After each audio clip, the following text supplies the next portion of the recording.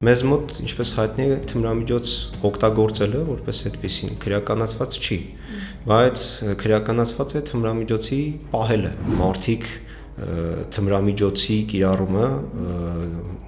ընկալում են որպես իրականությունից փախուստ։ Ընկել այդ ծուղակը, վերջ ինքը մարդ չի։ Մարդ եթե պատշաճ օգնություն չստանա, էլի շարունակելու է։ Միանշանակ շարունակելու է։ Անձը երբ որ մտնում է քրեակատարողական հիմնարկ, 100%-ով կարող է իր ապրելակերպը կարա փոխվի, կարճ ժամանակ ընդեղ անցկացնելուց։ Խիստ պատիժը ինքնին շատ դեպքերում ինքնանպատակ է լինում։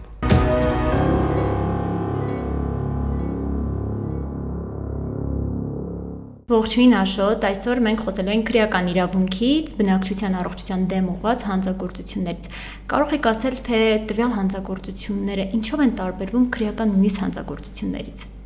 Ողջույն, շնորհակալ եմ հրավերի համար։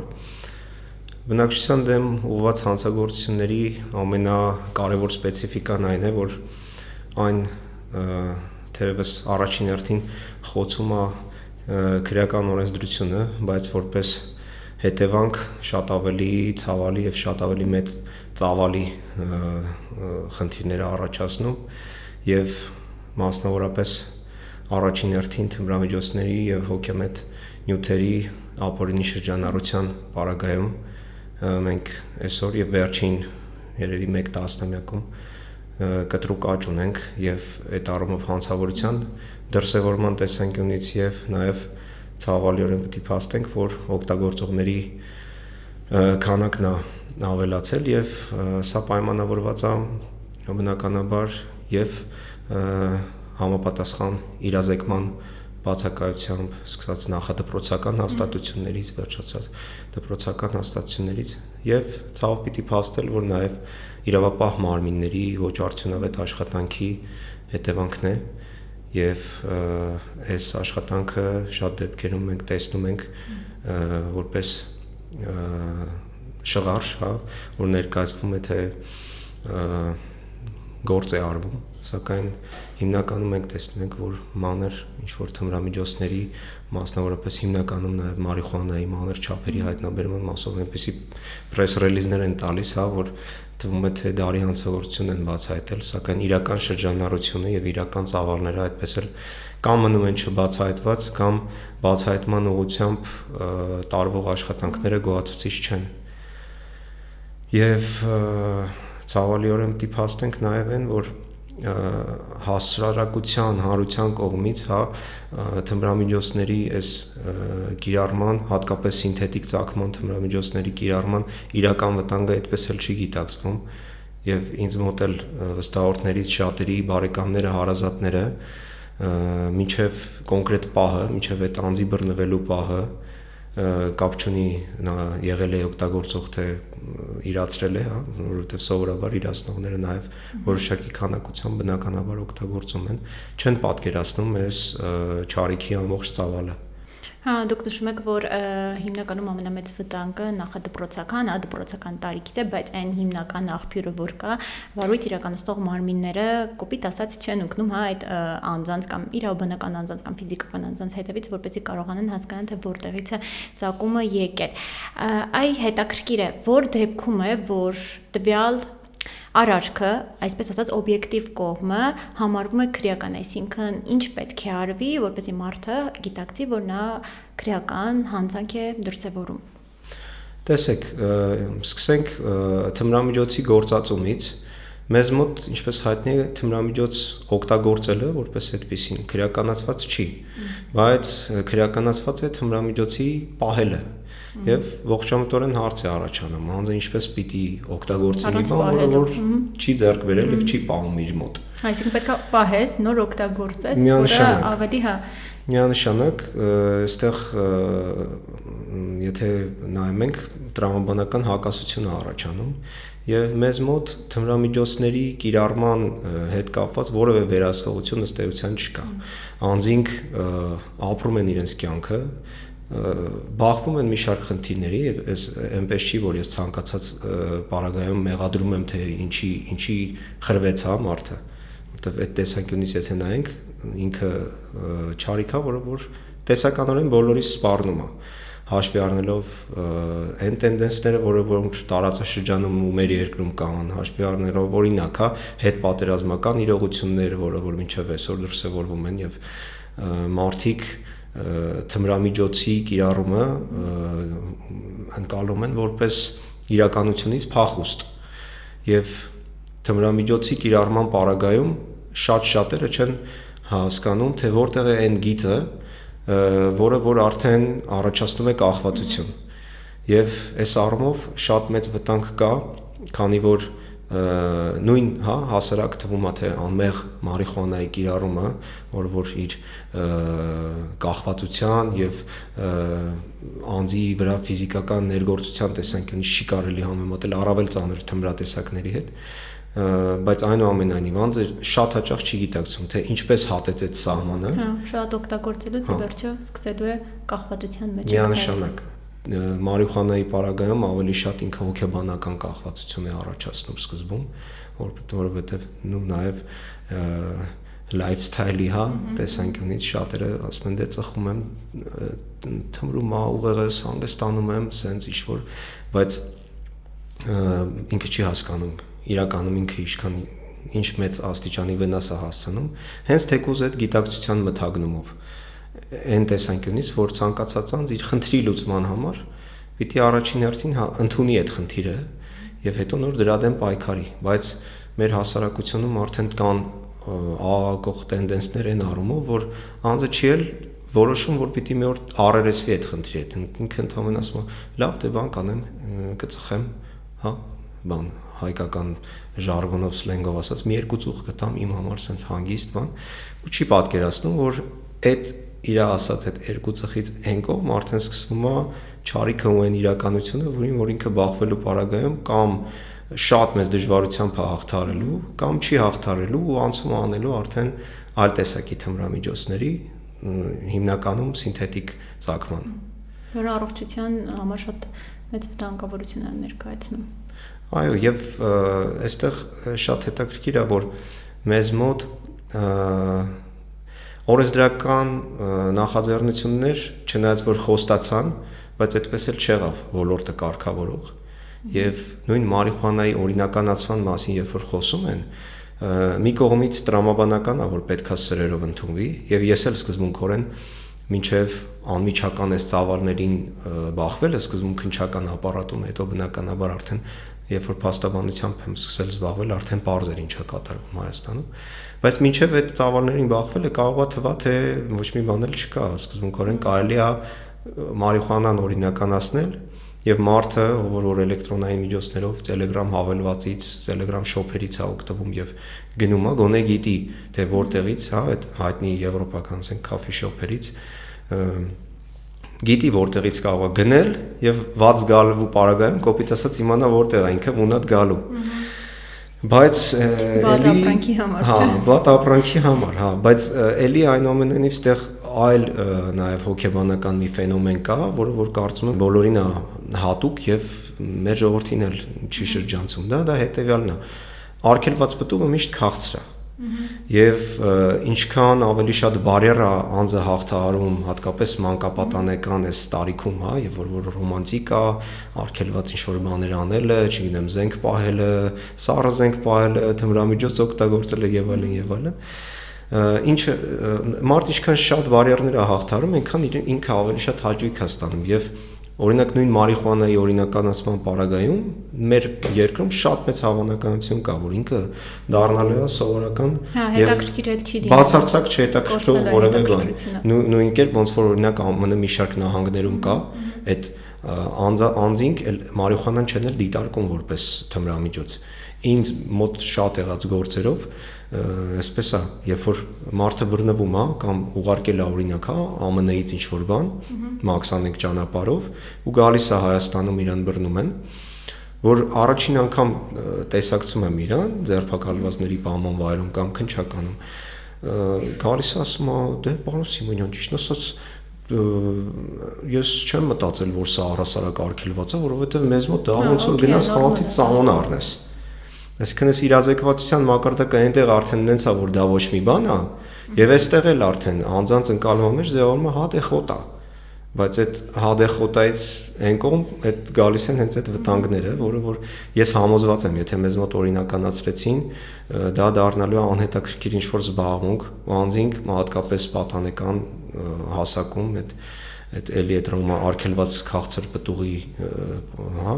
մոտիվացիայով փորձելու են ավելի այլ տեսակի եւ ավելի ծանր թմրամիջոցներ ձեռք բերեն։ Իրականում ճիշտ եք ասում, բայց մեկ ուրիշ բան նաեւ ասեմ,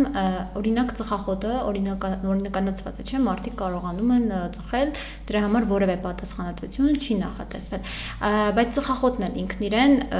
շատ վատ է մարդու առողջության համար, բայց միևնույն է, դա հասանելի է ու միևնույն ժամանակ շատ մարդիկ օգտագործում են ու կարող է օրվա կտրվածքով մեկ տուփ սիգարետ,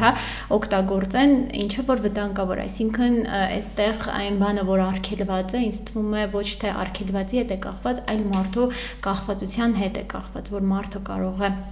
ծխախոտից կախվածության մեջ է ընկել ու ինքը միևնույն է չի հրաժարվի, պետք է կարողանա այդ հոգեբանական վիճակը հաղթահարել։ Դե նայեք, մեզ մոտ ոնց է առասարակ ոնց են փորձում, այդ ծխելը թարգելը, այսպես ասած։ Իրանց ես բան կա, չէ, ասում եմ ծխելը թարգելը ամենահեշտ բանն է աշխարհում, ես մի 1000 անգամ արել եմ։ Հիմա այդ նույնն է, մարդիկ իրանց եթե հարցնես մեծ մասին, ես էլ իմ ընկերների շրջապատում բնականաբար 70-80%-ը ծխախոտը առօրյա օգտագործում, Եվ երբ ես իրանց հարցնում եմ, իրանք այդ ինչ է, հեսա կարող եմ անեմ, մի շաբաթ հետո ջիմ փաթեթ կվերցնեմ, կգնամ, կպարապեմ սենց, բայց այդ ամեն ինչը ինքը էլի մնում է խոսքի, խոստումների, կամ հիմա կապ չունի ինձ է խոսք տալի, թե իր բարեկամին, հարազատին, ծնողին։ Այսինքն իրանց համար դա դրսևորվում է հետևյալ կերպ, ասում են դե մեկը երբ ուզենամ կթարգեմ, բայց ակնհայտ է, որ այդպես չի, հակառակ պարագայում մեզ մոտ այդ ծխողների թիվը այդքան մեծ չէ լինի։ Ինքնուրույն այստեղ էլ էլի պետության ներգործությունը պետք է լինի որակյալ։ Շատ երկրներում, նույն եվրոպական երկրներում ուսանողների մեծ մասին, որպես այդպեսին, սիգարետը հասանելի բան էլ չի, որովհետև մի տուփը եթե, չգիտեմ, 7-8 եվրոից է սկսում, իսկ ուսանողը պարզ չէ, որ այդքան չի կարող, Հայաստանում էլ է ինքը խնդիր անգամ մեզ մոտ այդ առումով էլ ոնց որ թմրամիջոցների հետ կապված գործուն ներգործություն չի լինում, պետության միջամտությունը չի լինում արդյունավետ։ Նույնիսկ սիգարետի մասով կարանք ասենք, որտեղ ինչ էլ որ 50-50 դրամով թանկացնենք, մարդ սովորում է դրան։ Այո։ Բայց եթե 1000 դրամանոց սիգարետը ակցիզի եւ մնացածի հաշվին, բարձրացնենք, սարքենք օրինակ 2500 դրամ, ես հավաստիացնում եմ ձեզ, այն ամենաթունդ ծխողն էլ կասի լավ սպասի, բայց ոնց որ շատ եմ ծախսում։ Որովհետև դա իր վրա շատ մեծ երևալու է։ Ճիշտ է։ Ու այդ տեսանկյունից ես համոզված եմ, որ պետության ակտիվ ներգործության պարագայում միանշանակ արդյունավետ է լինելու։ Այլ հարց թե ինչ լուծումներ պետք է գտնել։ Ես հիմա այստեղ չստացվի տպավորություն, թե ամեն ինչ փորձում եմ բարդեմ պետության վրա, որովհետև այդ նույն վնասակար երևույթներին հակումների մասով մեծ անելիք ունի ընտանիքը առաջին հերթին։ Հենց կոնկրետ մարդը ինքը արդեն որոշակի գիտակցական մակարդակի հասնելուց հետո, որովհետև ես ունեմ օրինակ անձինք, ում պաշտպանությունը ստանձնել եմ ու կարողացել ենք ոնց որ հաջող կետի վերել հասցնել եւ իրանց բառից բուն իմաստով կործանումից փրկել, մեծախոսություն չլինի։ Ու այդ մարդիկ իրանք են, հիմա ես իր թույլտվությունը չունեմ օրինակ որ ասեմ ինքը ով է, բայց ես ունեմ անձ ում պաշտպանությունը ստանձնել եմ քրեական վարույթով ու հաջողություն եք գրանցել։ Հիմա ինքը հակածխախոտային եւ հակա կոնկրետ մարիխուանայի մասով եմ ասում, հենց արշավ կարելի ասել, արշավը հասկսել ու ընդ որում ինքը Հայաստանի մեջ չէ մենակ էլի, առհասարակ։ Ու ես համոզված եմ, որ նույնիսկ ամենակոպիտ սխալը կյանքում բաստեղված անձին պետք է եւ օժանդակել եւ տալ այդ հնարավորությունը, որ ինքը իրապես փորձի ուղղվել եւ ուղղել մնացածին նաեւ ինչի՞ չէ։ Ճիշտ է։ Իսկ տվյալ հանցագործությունների դեպքում ովքեր են համարվում սուբյեկտներ, ֆիզիկական անձինք, թե նաեւ իրավաբանական անձինք։ Տեսեք, թմրամիջոցների իրացումը ինքնին եւ աչքի ընկնում որոշակի լատենտայնությամբ, քանի որ իրենց բացահայտման շղթան շատ դժվար է լինում այդ կտրել, որովհետեւ մեկը մյուսի հետ կապված են եւ մեկը մյուսին ապահովագրում են եւ այս պարագայում շատ դժվար է լինում էլի հասնել նրան, որ ներառված բոլոր այդ օղակները բացահայտվեն, ցավոք սրտի sense խնդիր կա եւ կա նաեւ հակառակ պատկերը իրականում, երբ որ անձին բերում են ներկայացնում են նախաքննական մարմին, երբ որ ձերբակալվում է շատերը, ովքեր որ նույնիսկ օրինակ ընկերներ են, երկար տարիների, չգիտեմ, դպրոցական տարիներ, ուսանողական տարիներ, շատերը հենց առաջին իսկ հնարավորության դեպքում փորձում են այնպես անել, որ իրանց վրայից գցեն այդ ամեն ինչը, դա էլ է մարդկային, իրականում դա մարդկային է, ու ես նես չեմ ասում, որ լավ արեցին, վատ արեցին, բայց որպես կանոն ֆիզիկական անձինք են բնականաբար ներգրաված, բայց այս սուբորդինացիան որոշակիորեն գործում է եւ մանավանդ Հայաստանում նույն Telegram հավելվածների միջոցով, երբ որ տեսնում ենք, որ իրացումների ուրեմն շղթա է բացահայտվում կամ բացահայտվում է գոնե օղակի մի մասը, օրինակ այդ նույն մեր լեզվով ասած այդ զակլատկա դնողները, ովքեր որ գնում են, շարում են այդ թմրամիջոցները որոշակի քանակությամբ։ Իրանցից հետո արդեն շատ հաճախ կապը խզվում է, որովհետև անգամ այդ թմրամիջոց շարողը, ով որ փաստացի իրացնում է եւ նպաստում է այդ իրացմանը, ինքը ամենաներքևի օղակում է, ինքը իրականում ամենախոցելին է, որովհետեւ ինքն է այդ սև գործը, այսպես ասած անում, ինքը տեղյակ չի լինում, թե ումից վերցրեց։ Մեխանիզմը հետեւյալն է, կապվում են իրանք, համեմատաբար իրանց պատկերացմամբ հեշտ գումար աշխատելու միջոց է, ընդ որում հաճախ նաև իրոք բավականին մեծ գումարներ է շրջանառվում եւ ասում են ուզում եմ աշխատել որոշակի այսպես ասած գումար են թողնում, հա, այն անձի մոտումից որ պիտի վերցնեն դեպոզիտ, հա, եթե կարելի ասել, հա, կանխավճար դեպոզիտ ու հետո սկսում են արդեն իրանց աշխատանքը եւ իրանք այդ մարդուն չեն ճանաչում ու իրանց բռնվելու պարագայում նախաքննական մարմինը ինչքան էլ որ ես էլ իմ վստահորդներից էլ մարդիկ կան, որ այդ խնդրին բախվում են ու ասում են, հա, ես պատրաստ եմ համագործակցել, ես պատրաստ եմ ձեզ օգնեմ, բայց ինչ անեմ, եթե ես լավ 18, 20, 22 տարեկան ջահել մարդ եմ, ընդ որում այսօր ցավալիորեն պիտի նշեմ նաև աղջիկներն էլ ավելի ու ավելի սկսել են ներգրավել այս գործում, ինչը մեկ այլ խնդիր է։ Ասում եմ, ինչ անեմ, ես ուզում եմ աջակցեմ, ես պատրաստ եմ, ես հասկանում եմ, որ ես վատ բան եմ արել, ես զղջում եմ, ու իրապես մարդկանց մեծ մասը, ովքեր որ առաջին անգամ, հա, իրենց կյանքի ընթացքում դեռ երիտասարդ են, բերվում են բաժին, չեն էլ պատկերացնում այդ ինչա, որտեվ իրանք նույն, ասենք, այն մի բան որ անում են, հա, չեն էլ բացում օրինակ նույն Google անում, հա, ասենք կամ չգիտեմ, ChatGPT-ով գրեն ինչ է հասնում այս արարքի համար մոտավոր Նրանք բացարձակ պատկերացում չունեն, իրենց թվում է կյանքը այնքան հեշտ է, ինչ ա եղել, պետք չի գիրք կարդալ, պետք չի որևէ հետաքրքրություն ունենալ, արեստ պետք չի, ինչ այսօր ով աշխատում, որ մենք աշխատենք։ Ու արդեն չեն պատկերացնում հետևանքները, ու երբ որ բախվում են դրան, արդեն իրանք էլ են այսպես ասած, փակողու առաջ կանգնում, այդ տուպիկը նեցա, որ չեն պատկերացնում ոնց կարելի է շրջանցել։ Այնպես որ ստեղ նաև բնականաբար պետքա եւ նախադպրոցական հաստատություններում եւ դպրոցում էլ խոսել դրա մասին։ Մեր հասարակությունում ցավոք սրտի շատ են տաբու թեմաները եղել, ենթադրում եմ պոստսովետական այդ մտածողությունն է, որ բարեբախտաբար կոտրվում է եւ ինչքան էլ անուն դնեն, այնուամենայնիվ մենք պրոգրեսիվ հասարակություն ենք, ինչ ուզում է լինի եւ պետքա այդ թեմաների մասին խոսել, բացատրել երեխանին, հա, իմ աղջիկը օրինակ մանկահասակ է ու ինքը այդ նարկոման բառը արտահայտությունը արդեն ինքը շատ իրական հա ես այդ բառը չեմ էլ սիրում չեմ էլ օգտագործում բայց ինքը լսել է թե հիմա դպրոցում թե դասարանում թե բակում միգուցե բայց իր մոտ այդ ներքին արդեն բանը կա որ պետքա ուշադիր լինել որ սենց այս պարագայում եթե բան ես տեսնում գաս papayin ասես մամային ասես մեծերից մեկին ասես Հետևաբար այդ կրթությունը այնպես էլ չի էլի, որ ինքը ֆորմալ առումով պիտի մենակ դպրոցում լինի։ Ես չեմ ուզում բարթեմ ամեն ինչը դպրոցի, պետության, այդ ամենահեշտ բանն է, բայց մեր կոպիտ ասած փայը, մեր բաժինը պետք է անենք մենք եւ որպես ծնող եւ առասարակ։ Հիմա նույն այս ոդկասթի տարբերակը, հարցազրույցների տարբերակը, հա, որը որ ինքը ինչա քննարկում է երկու մասնագետ կամ հաճախ նաև լինում են ոչ մասնագետներ, քննարկում ենք որևէ խնդիր եւ ես առավել քան համոզված եմ, որ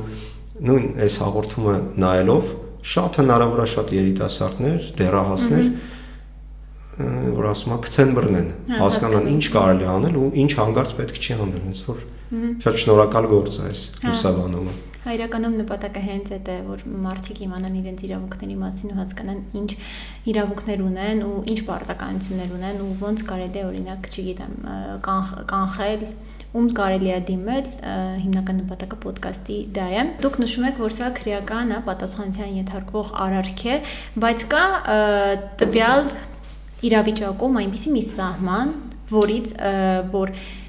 վարչական է ու այդ սահմանից հետո տվյալ արարքը կարող է դառնալ քրեական։ Ինչ որ նմանատիպ սահման կա, նուրբ գիծ կա տվյալ ոլորտում։ Տեսեք, այդ գիծը իրականում բառից բուն իմաստով շատ նուրբ է։ Հիմա որ ասեցիք գիծ, ես էլի այդ մասնագիտական դեֆորմացիայի շրջանակներում այդ թմրամիջոցի այդ գիծը պատկերացրի։ Ու նայեք, այդ գիծը իրականում հենց այդ մի գիծը շատ հաճախ հենց այն գիծն է, որից այն կողմ, որ արդեն քո արարքը քրեորեն պատժելի է, որովհետև մեզ մոտ թմրամիջոցների նույնիսկ պահելու, հա, գործածելու համար սեփական որ պահելու այդ քանակները սկսում են 0.025, 0.05, հա, ինչը որ մարդը չի հասկանում այդ որքանն է։ Այդ կամ պիտի ոսկերիչ լինես, որ հասկանաս, չափես ամեն օր, ասես լավ, ես այսքան եմ պահում։ Կամ պիտի նույն աչքաչափով, ասենք, կամ եթե դու գիտես, օրինակ մարիխուանայի պարագայում այդ չափը ավելի մեծ է։ Այսինքն կարող ես այդքան մինչև այդ չափը օգտագործես ու դրա համար դու ուղղակի վարչական պատասխանատվություն ես հիմա չեմ ասի այդ չափը բնականաբար, որ չստացվի, էլի թե ասում եք մինչև այսքանը պահելը օքեյ է, բայց ինքը իր վտանգավորությամբ բնականաբար ավելի ցածր է, քան Հայաստանում, հա, հատկապես շատ տարածված մեթամֆետամինից, կրիստալ կոչվող թմրամիջոցը, որը որ ես չգիտեմ կոլեգաներից ում մոտ ինչ վիճակագրություն է, բայց իմ մոտ թմրամիջոցների վերաբերող գործերով 50+% վերաբերում է կրիստալի, հա, մեթամֆետամինի իրացմանը, որը որ հիմնականում գալիս է էլի մաքսանենք ճանապարհով քնչապական պրակտիկայում էլ շատ եմ առնչվել նման դեպքերի հետ եւ ցանկացած բaragam երբ որ այդ գործերով հա ինչ որ շրջանակ կեր բացահայտվում այդ մարդիկ կալանավորվում էին ես հոգեկան բավարարվածություն էի ստանում որպես քննիչ հա որ կարողացեք բացահայտել հասկանալով որ այնուամենայնիվ ես որովհետեւ այդ նույն 100-200 գրամ մեթամֆետամինը կարա մի փոքր ասենք գյուղ շատ հանգիստ սարքի նարկոման բառից բուն իմաստով հենց այդ բառն եմ ես օգտագործում արտադրություն ունի հա ինքը շատ ահավոր թմրատեսակ է որը որ եւ ֆիզիոլոգիական կախվածության մեջ է գցում եւ հոգեբանորեն եւ իր 1-2 գործածումից հետո դու արդեն ել չես էլ կարողանում կոնտրոլ անես երևի մաքսիմում կարելի է օրինակ հերոինը համեմատել ճիշտ է ծագման առումով տարբեր են իրանք բայց հետևանքի առումով այդ անշրջելիության կետը շատ արագ են անցնում ու շրջակայքում շատ հաճախ մենք համոզված եմ կարող ենք դուք էլ կտեսնեք հա փողոցում քայլող մարդ որ նայում եք չէ ականջակալ կաթե չէ բայց տեսնում եք ինքը իր հետ խոսում է ես օրինակ կարող մի քիչ ավելի ուշադիր եմ դարձել բայց այդ դեպքերին հանդիպում եմ ու ակնհայտ է որ նույնիսկ եթե իր մոտ հոգեկան որոշակի խնդիր է եւ դրանով է պայմանավորված շատ մեծ հավանականություն կա որ հենց տվյալ տեսակի թմրամիջոցի կիրառման հետևանքով է այս մարդկանց պետքա եւ օգնել առողջական տեսանկյունից եւ իրավական որովհետեւ շատ հեշտ է մեղադրել անձանց ասել ինչի ես դու գնացել ու օգտագործել չեն գիտակցում որ ինքը լուրջ խնդիրներ ունի հոգեբանական հա շատ դժվար է իրականում ինձ էլ եղել է դեպքեր, որ ոնց եք բան էս մարդկանց սենց մարդիկ կան, որ այդ մասնագիտական դեպքում մանավանդ ովքեր որ քրեական հետապնդման մարմիններում առավել երկար են աշխատում, չգիտեմ, 10+ տարի։ Իրենց մոտ այդ դեֆորմացիան ավելի հստակ է։ Այսինքն իրենց համար ցանկացած անձով ընկել այդ ծուղակը, վերջ ինքը էլ մարդ չի։ Բայց ամենևին այսպես չի ու իմ վերած օրինակը իզուր չէր, որ մարդը որ իրականում այդ շրջանառության մեջ առավել քան ներգրաված է եղել, հիմա պատշաճ իրավաբանական օգնություն ստանալուց հետո անցել է կոպիտ ասած այս դաշտ ու պայքարում ասում է որ սա վատ բան է, պարտադիր չի իրավապահ մարմիններում աշխատես, որ դու ասես ես տեսեք ինչ օգուտ եմ տալիս։ Ես պաշտպանում եմ թմրամիջոցներով կոպիտ ասած դատվող մարդկանց, ես իրանց իրավունքները աշխատում եմ վարույթի ընթացքում մաքսիմալ երաշխավորեմ։ Բնական է նաև ինքը բիզնես տրամաբանության մեջ է տեղավորվում, բայց դրան զուգահեռ ես համոզված եմ, որ իմ գործունեությամբ կանխում եմ նաև որոշակի այլ հետևանքներ, որոնք որ մարդ եթե պատշաճ օգնություն չստանա, էլի շարունակելու է, միանշանակ շարունակելու է։ Դուք նշեցիք, որ կա հատուկ չափ, տարբեր նյութերի մասով ու այդ չափից հետո արդեն անցում է կատարում քրեական պատասխանատվության։ Այ օրինակ, եթե անձը մի օր օգտագործում է այդքան չափի մարիխուանա, հաջորդ օրը էլի օգտագործում է այդքան չափի մարիխուանա։ Կարելի է ասել 1 ամիս ամեն օր օգտագործում է այդքան չափի, ոնց որ օրենքով նախատեսված չափով մարիխուանա, ամսվա վերջում իր օգտագործած մարիխուանայի չափը այնքան մեծ է, որ կարող է հատել այն սահմանը, որից որ վերածվում է քրեական պատասխանատվության։ Այ ուզում եմ հասկանալ օրենքի, տրամաբանությունը, որտեղ է, արդյոք դա նորմալ է, թե ընդհանուրի գումարը պետք է այնքան լինի, որ հատի այդ սահմանը։ Դե մեզ մոտ ինչպես է քրեական պատասխանատվությունը վրա հասնում, գիտեք, պիտի լինի օբյեկտիվ կողմ, այսինքն արարքը, սուբյեկտը, որ կկատարի դա, եւ սուբյեկտիվ կողմ, այսինքն անձի ներքին դիտավորությունը իր արարքին։ Բնականաբար ես անզգուշությամբ թմրամիջոց չեմ կարող պահել, անզգուշությամբ չեմ կարող իրացնել։ Լինում են դեպքեր, երբ անձը, օրինակ նույն, տաքսու վարորդ եւ այլն, իր կամքից անկախ ըստ էության թե նայենք բովանդակային առումով, ինքը որ փաստաթուղթ է տանում, որի մեջ այդ նյութը չի իմացել դրա մասին։ Այդ մարդուն մենք չենք կարող դատել, ասել, գիտես, չի հետաքրքրում մեզ, քեզ ասում էին առաքում արա, ինչի մի հատ չես բացել, որովհետև չի կարա բացի, չես կարա մեղադրես ինչի չի բացել, որովհետև սեփականության իրավունք կա, գործից կզրկվի բացի դրանից, պարզ է։ Այստեղ այդ ներքին մոտեցումն է շատ կարևոր ու առաջնային եւ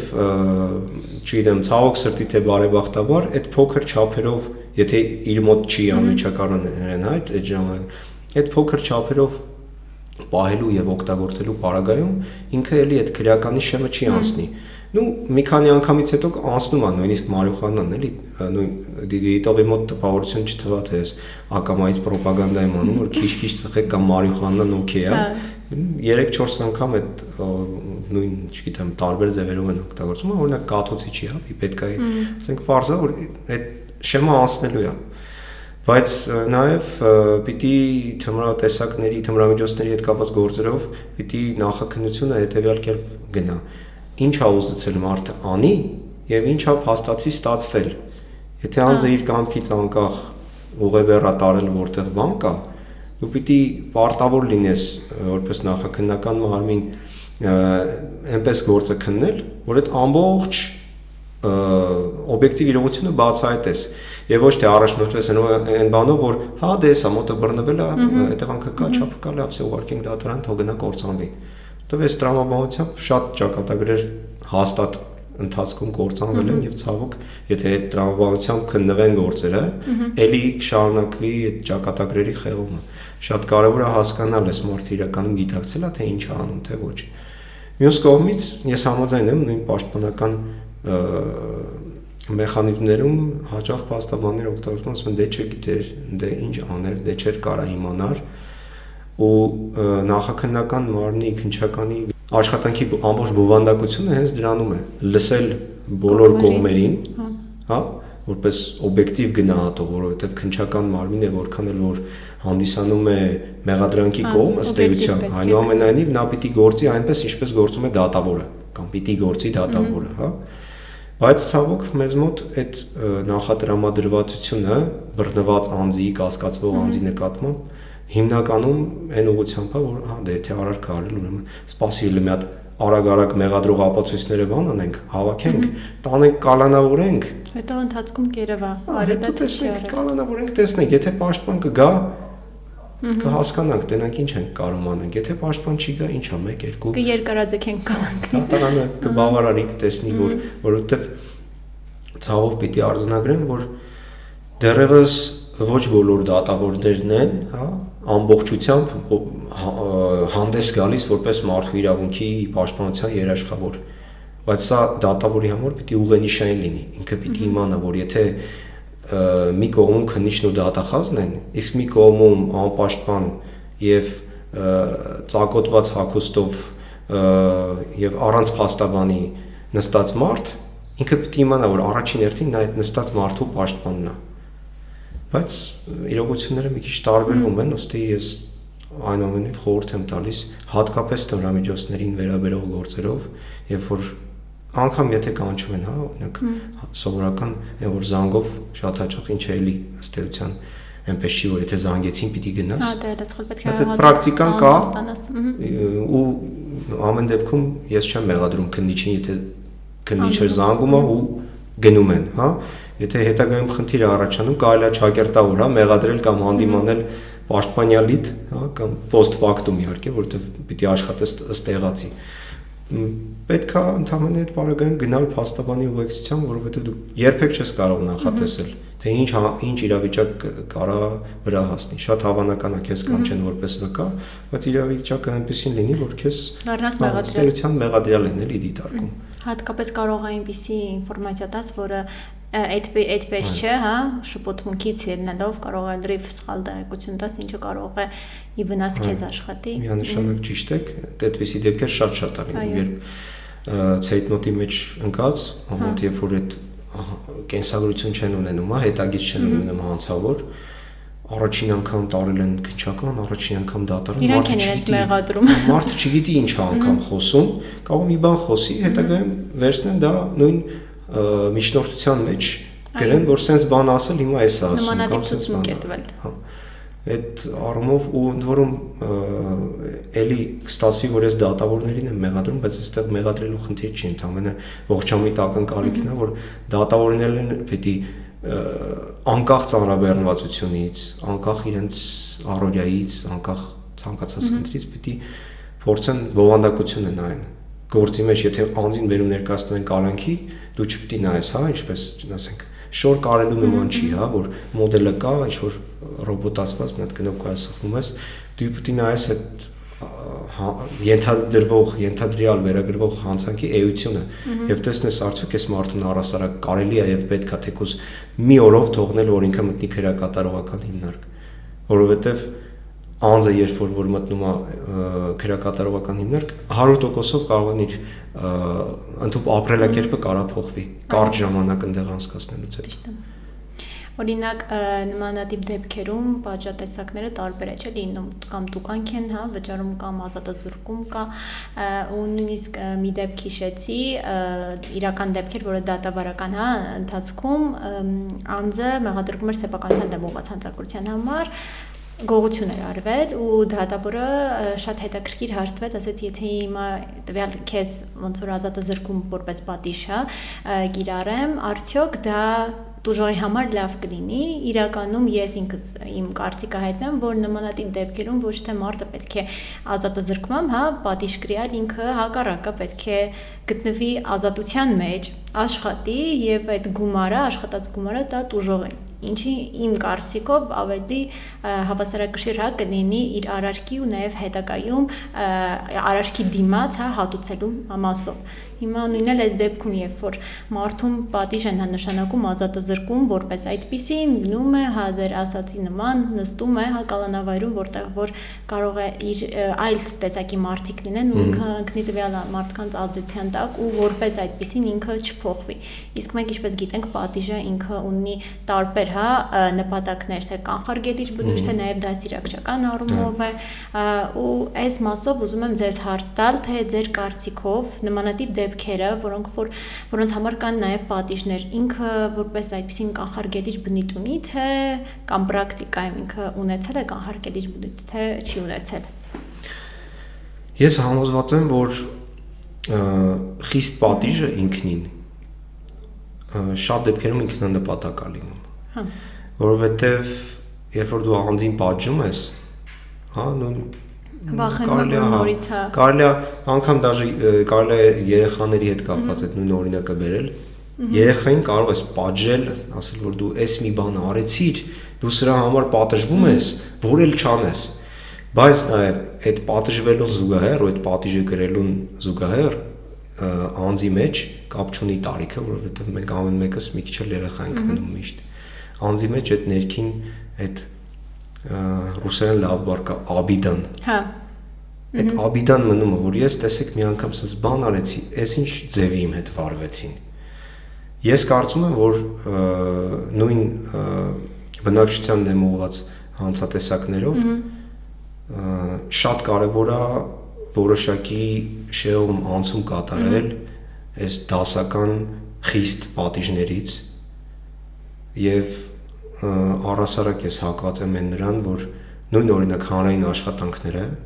շատ ավելի պրոդուկտիվ են, շատ ավելի պրոդուկտիվ են, քան որ մարդուն ասում են լավ, դե ես մի բան արել ես, գնա 4 տարի, 8 տարի, 10 տարի, 12 տարի։ Ու էլի ոչ մի բան չի անում, պետության հաշվին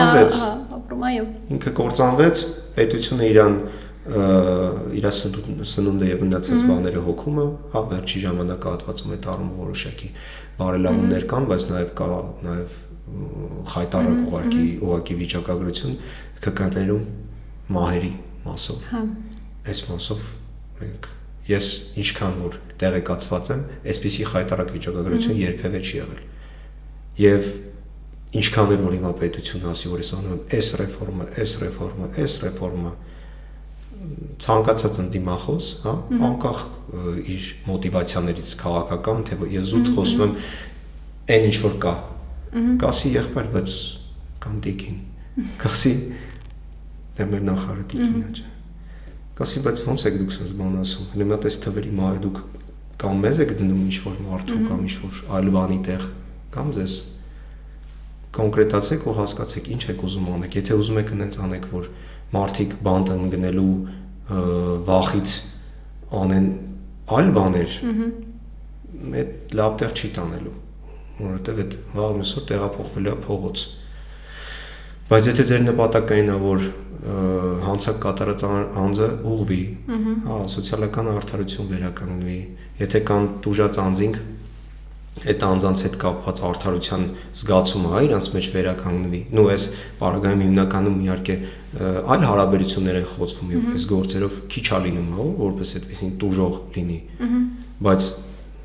տուժողը ամբողջ հասարակությունը։ Եթե դուք արդյունավետ չեք պայքարում, եթե դուք պայքարի որպես թիրախ եւ նպատակա վերջնական դնում եք այն, որ անձը ում ձեռքը 100-200 գրամ թմրամիջոցա հայտնվել պիտի գնա ու կորի, լավ տեղ չեք գնալու։ Ավելի լավ է դուք այդ մարդուն հակառակը հենց հատկապես այդ ինչ եմ ասում դեռահասների երիտասարդների շրջանում մարդիկ ծնվում են մանկապարտեզ դպրոց, տեսնում են որ մարդիկ կան որ ոչ մի բանով օգտակար չեն զբաղվում ու ապրում են կամ ապրում են իրանցից, չգիտեմ, մեկը մի հատ նոր հեռախոս վերցրեց, մեկի մոտ մեքենա, մեկի ընտանիքը մի քիչ ավելի ապահովված է, ինչ որ ուրիշ հետաքրքրություն կամ չգիտեմ, միտեղ գնաց հանգստացում, դե բայց մենք ենք ուզում ապրենք, խիպտի, հա։ Դրա համար